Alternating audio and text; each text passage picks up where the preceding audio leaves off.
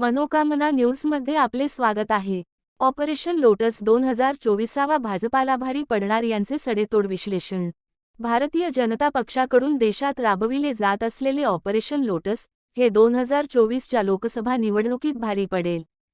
भाजपाच्या काही मंडळीकडून सत्ता नसलेल्या राज्यामध्ये काहीही करा, सत्ता प्राप्त करा आणि लोकसभा निवडणुकीचा मार्ग सुलभ करा, ही पद्धती अवलंबली जात आहे.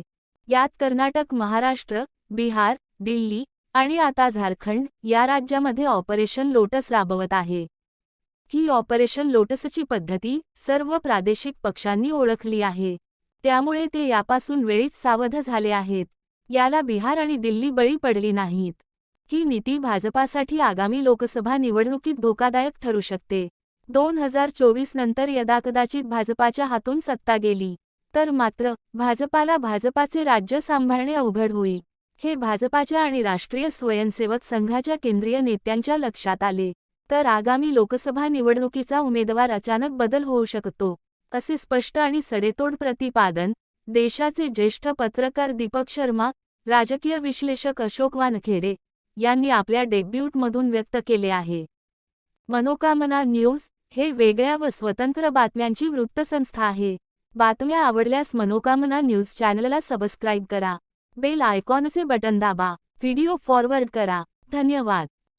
वानखेड़े साहब, ये जो ऑपरेशन लोटस आज मैं देख रहा था कि झारखंड में भी बड़ी तेजी है और झारखंड में ऐसा बताया जा रहा है कि ईडी की रेड के बाद राष्ट्रपति उपराष्ट्रपति के चुनाव होने के बाद अब घेरेबंदी हो गई है वहां पर मुख्यमंत्री हेमंत सोरेन की। और कुछ दिनों पहले नीतीश कुमार भी इसी ऑपरेशन लोटस के डर से, जब आरसीपी सिंह ने लोटस ऑपरेशन शुरू किया था, इसी डर से उन्होंने एक नई सरकार बना ली। और महाराष्ट्र में तो हमने देखा ही है कि किस तरह से सरकार गिरी है वहां पर, और एलानिया गिरी है और मोटी मोटी रकम दी गई। उससे पहले कर्नाटक, मध्य प्रदेश। मैं ये जानना आपसे चाह रहा था कि ये ऑपरेशन लोटस को हम कैसे देखते हैं कि क्या चुनी हुई सरकारें डंके की चोट पर ईडी और सीबीआई के दम पर ये गिराना, इसको आप क्या कहेंगे कि जनता के मैंडेट को सीधे सीधे हड़पा जा रहा है? देखिए दीपक भाई, भारतीय जनता पार्टी का खासकर कैरेक्टर 2014 के बाद बहुत बदल चुका है। वो चुनाव जीत के सरकार बनाती है और जहां चुनाव हारती है फिर वहां सरकार बना लेती है, क्योंकि उनको सरकार बनाना, यही सत्ता में आना, यही ध्येय है उनका और यही मोटो है। बाकी विकास विकास और देश की प्रगति और विश्वगुरु ये सब ढकोसले है, ये सब दिखाने के दांत है। खाने के दांत ओरिजिनल ये है कि एन केन प्रकरण सत्ता में आना है। मैं इसके पहले कांग्रेस की सरकार को भी क्लीन चिट नहीं देता। कांग्रेस ने भी बीजेपी की, या तब जो संविधान सरकार बनी थी, अलग अलग विपक्ष की सरकारें हुआ करती थी, सरकारें बर्खास्त करती थी कांग्रेस। लेकिन कांग्रेस को मैं फिर भी थोड़ा सा एक लीवरेज देता हूं कि वो सरकार बर्खास्त करके चुनाव के लिए तो जाती थी, फिर जनता के दरबार में तो जाती थी कि पूरी सरकार बर्खास्त कर दिया और उसके बाद फिर जनता के बीच में गए और फिर सरकार चुन के आ गई तो आ गई, नहीं आई तो नहीं आई। लेकिन यहां तो यह है कि जनता के दरबार में जाना ही नहीं है, सीधा जो माल बन के आया है उसी के ऊपर अपना लेबल लगा देना है। स्क्रू ड्राइवर टेक्नोलॉजी है ये। आप उधर से सारा डिटेल टेक्नोलॉजी आपकी सब कुछ आप ले आओ, मैं एक स्क्रू ड्राइवर से यहाँ सब माल असेंबल करता हूँ और अपना ठप्पा लगा के बेचता हूँ। ऐसा कोई पॉलिटिकल ऑफिस नहीं इन 35 सालों में जहां पर आपकी आमद ना हुई हो, जहां पर आपका एक्सेस ना हो। क्या इन 35 सालों में आपने इस तरह सरकारें गिरती देखी हैं? हर 3 महीने में, हर 1 महीने में? अब तो इंटरवल छोटा होता जा रहा है। नीतीश जैसे आदमी को भागना पड़ा, और केजरीवाल, भले ही आप जो भी कहे विवाद हो, वो भी जो है कहीं ना कहीं परेशान तो आम आदमी पार्टी भी है, और हो भी सकता है।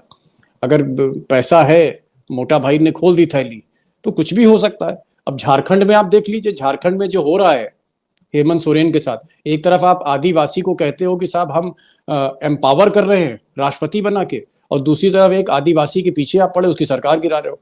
ये जो बहुत शॉर्ट नोटिस पर एक महीने के अंदर जो सरकारें जा रही हैं। झारखंड में क्या है, सबसे पहले आपने प्रयास किया वहां से कुछ लोग बिक सकते हैं क्या, फिर आपने ईडी का नोटिस और ये रेड वगैरह करके एंड वो उसकी उनको माइनिंग वाली सेक्रेटरी भी अंदर पड़ी गई, पैसे भी मिल गए, सब कुछ हो गया। लेकिन उनको कमजोर दुआ दिखा, जो कमजोर जो ब्रेकिंग पॉइंट है वो कांग्रेस में दिखा। फिर उन्होंने 3 जी कांग्रेस के एमएलए को पैसा दिया। लेकिन अब क्या हो गया, सारे क्षेत्रीय दल भी बहुत कॉशियस हो गए। जैसे आपने नीतीश जी का नाम लिया, जब नीतीश को लगा कि एक ऑपरेशन कमल यहां होगा और मेरी पार्टी समाप्त होकर ये अपना ही मुख्यमंत्री बनाएंगे, तो उन्होंने पहले ही दांव खेल दिया। तो जब जो पैसा मिला उन विधायकों के पास, आरोप तो ये लग रहा है कि हेमंत जो अपने आसाम के से पैसा आया है, तो वो पैसा कहां पकड़ा गया? बंगाल में पकड़ा गया। बंगाल में किसकी सरकार है? ममता दीदी की सरकार है। इसका मतलब ये टिप ऑफ था ममता के पास कि कांग्रेस के कुछ विधायक बिक रहे हैं, जिसके वजह से एक समीकरण झारखंड का बिगड़ सकता है। तो उन्होंने वो पैसे के साथ विधायक वहीं पकड़े। अब आश्चर्य की बात है, देखिए, इतने पैसे के पास विधायक पकड़ने के बाद भी ईडी वहां नहीं पहुंची। जी 3 विधायकों पे ईडी नहीं लगी क्योंकि वो बीजेपी में जिनके पास जाने से वाले थे। काला धन मिला है। जिनके पास से काला धन मिला, 50,000 रुपए पे ईडी लगती है, 50-50 लाख रुपए मिले गाड़ियों में से, लेकिन अभी ईडी नहीं पहुंची वहां पे।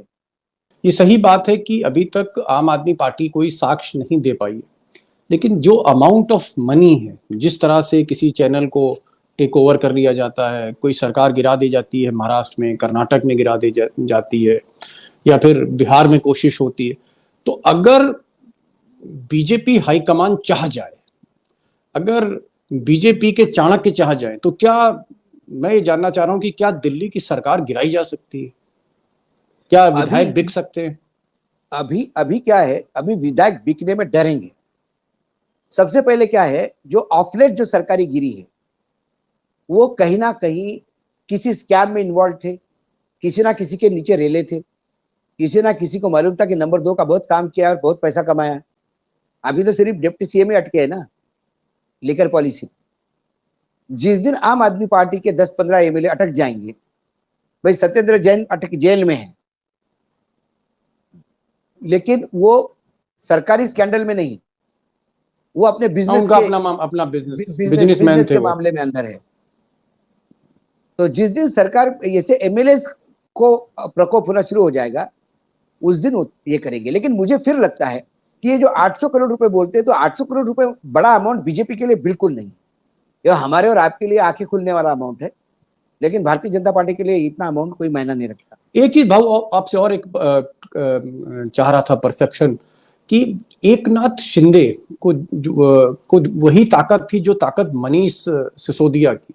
एकनाथ शिंदे भी एक छत्र वहां सरकार चला रहे थे और मनीष सिसोदिया भी एक छत्र सरकार चला रहे थे। केजरीवाल का काम था कि वो हिमाचल प्रदेश जाएं, वो पंजाब जाएं, वो गुजरात जाएं, गोवा जाएं, वो पूरा हिंदुस्तान देखें और वहां पर अपना इलेक्शन कैंपेन करें, और मनीष सिसोदिया यहाँ काम देखते थे। और यही कुछ कमोबेश महाराष्ट्र में नेता सदन यानी एकनाथ शिंदे कर रहे थे।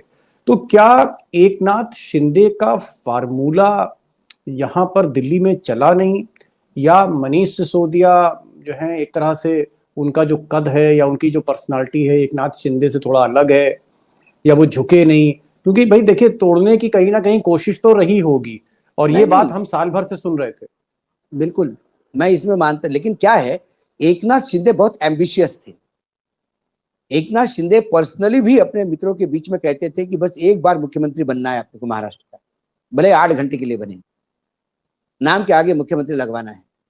क्योंकि एकनाथ शिंदे को प्रधानमंत्री का मटेरियल तो है नहीं, उनको महाराष्ट्र के बाहर की राजनीति करनी नहीं थी। नंबर 2 पोजीशन पे वो पहुंच गए थे, और नंबर 1 होते, यदि ठाकरे परिवार राजनीति में यदि किसी पद पे नहीं आता, बाल ठाकरे जैसा, तो एकनाथ शिंदे ही मुख्यमंत्री बनते। मतलब इतनी ताकत तो थी उनके पास। दूसरी बात, मनीष सिसोदिया जो अटके हैं, वो पर्सनल में नहीं अटके।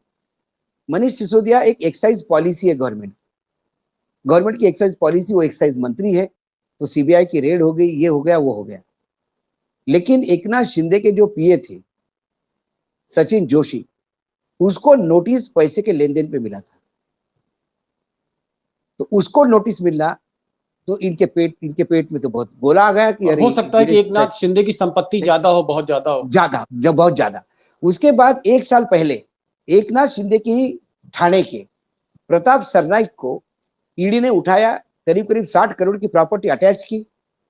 प्रताप सरनाईक रोज लेटर लिखता था कि हमें तो बीजेपी के साथ ही सरकार बनानी चाहिए, नेचुरल अलायंस हमारे वही है, क्योंकि उसको मालूम था कि बीजेपी के लिए जयकार करूंगा तो कोई तो थोड़ा रिलीफ मिलेगा। तो दो चार उदाहरण जब आपके सामने हो, जब मुझे ये पता पड़ जाएगा कि दीपक बहुत अच्छा बात कर रहे हैं, दीपक को भी उठाया और अब मेरा भी नंबर है, मेरे भी काले कारनामे हैं, दीपक अंदर जेल में है, तो मैं पहले सरेंडर हो जाता हूँ, क्योंकि जेल में मुझे भी नहीं जाना है और मिल मुख्यमंत्री पद रहा है। तो यहाँ मनीष सिसोदिया का पर्सनल कुछ नहीं है इसमें। मनीष सिसोदिया एक्साइज मंत्री थे जब एक कांड हुआ। मनीष सिसोदिया पे यह आरोप नहीं है कि उन्होंने अपने किसी नजदीक या भाई को ठेका दिया या कोई ऐसे कंपनी में जिसके कंपनी में उनकी पत्नी डायरेक्टर हो और उसको ठेका दिया। ऐसा Manish Sisodia overall policy matter को लेके सीबीआई के छापे डले हैं, क्योंकि उनको लगता है कि सरकार में भ्रष्टाचार हुआ। यदि इसमें भ्रष्टाचार हुआ होगा तो मनीष सिसोदिया क्यों पैसा खाएगा। मेरा सवाल ये है कि क्या बीजेपी जो कह रही है कि अभी भी कोई विकल्प नहीं है मोदी जी के सामने, नहीं नहीं और नहीं, जैसे नहीं 2000 नहीं, जो ऐसा जो नहीं। कह रहे हैं बीजेपी वाले जो कह रहे हैं वो मैं कह रहा हूँ कि वो कह रहे हैं कि अभी भी कोई विकल्प नहीं है और नीतीश कुमार तो ये एक राज्य तक सीमित हैं, हमारा कुछ नहीं होने वाला, हम थंपिंग मेजोरिटी से तीसरी बार वापस आ रहे हैं। तो क्या सवाल ये चुनाव 2024 के मुश्किल होने जा रहे हैं या दीपक चैलेंज है? बाबू, दीपक बाबू, बिहार, बंगाल, ओडिशा, तेलंगाना, तमिलनाडु, आंध्र प्रदेश, केरल, यदि यहां बीजेपी सुपड़ा साफ हो गई तो बना लीजिए सरकार आप। उत्तर प्रदेश, मध्य प्रदेश, छत्तीसगढ़, राजस्थान, पुराना परफॉर्मेंस रिपीट यदि नहीं हुआ तो बन जाएगी सरकार। आप काउ बेल्ट में ही तो हो ना। आपको इतना डर है, यदि इतना ब्रांड स्ट्रांग है तो फिर गुजरात में पूरा मंत्रिमंडल बदलने की जरूरत नहीं थी। यदि ये ब्रांड इतना स्ट्रांग है, जो ब्रांड स्ट्रांग होता है वो दूसरे से डरता नहीं। जिसकी सोने की दुकान बहुत चलती है मार्केट में, यदि उसके यहां से कोई नौकरी छोड़ के अपनी दुकान चालू करता है तो मैंने ऐसे लोग भी देखे हैं जो जिसको अपने ब्रांड पे विश्वास होता है वो उस दुकान का उद्घाटन करने पहुंचता है कि मेरे यहाँ कारागिर था, अपनी दुकान शुरू की, मुझे खुशी हुई, क्योंकि उसे मालूम है उसका शेयर लेने वाला नहीं है, कर करके कितना करेगा। लेकिन जिस हिसाब से गडकरी को वो बोर्ड से, पार्लियामेंट्री बोर्ड से ड्रॉप किया, शिवराज जी को बोर्ड से ड्रॉप किया, ये इंडिकेशन है कि ये ब्रांड डरने लगा है। तो भाऊ आखिरी सवाल पूछ लेता हूँ और मैं बहुत छोटा सा जवाब चाहता हूँ कि अगर मोदी जी को डर है, मोदी जी डर रहे हैं, ब्रांड डर रहा है, तो मोदी जी के इस डर के आगे फिर जीत किसकी है? मोदी जी के डर के आगे जीत लोकतंत्र की होगी, संविधान की होगी। चेहरा मैं कौन लोकतंत्र होगा? और संविधान, मैं, चेहरा कोई भी हो सकता है। नीतीश? चेहरा देवगौड़ा हो, चेहरा कोई भी हो सकता है, नीतीश भी हो सकता है, गडकरी भी हो सकते हैं, राजनाथ भी हो सकते हैं, शिवराज भी हो सकते हैं। चेहरा होने में क्या है, संजय जोशी भी हो सकते हैं, क्योंकि ये सब जिनके मैं नाम ले रहा हूं इनके वजूद है।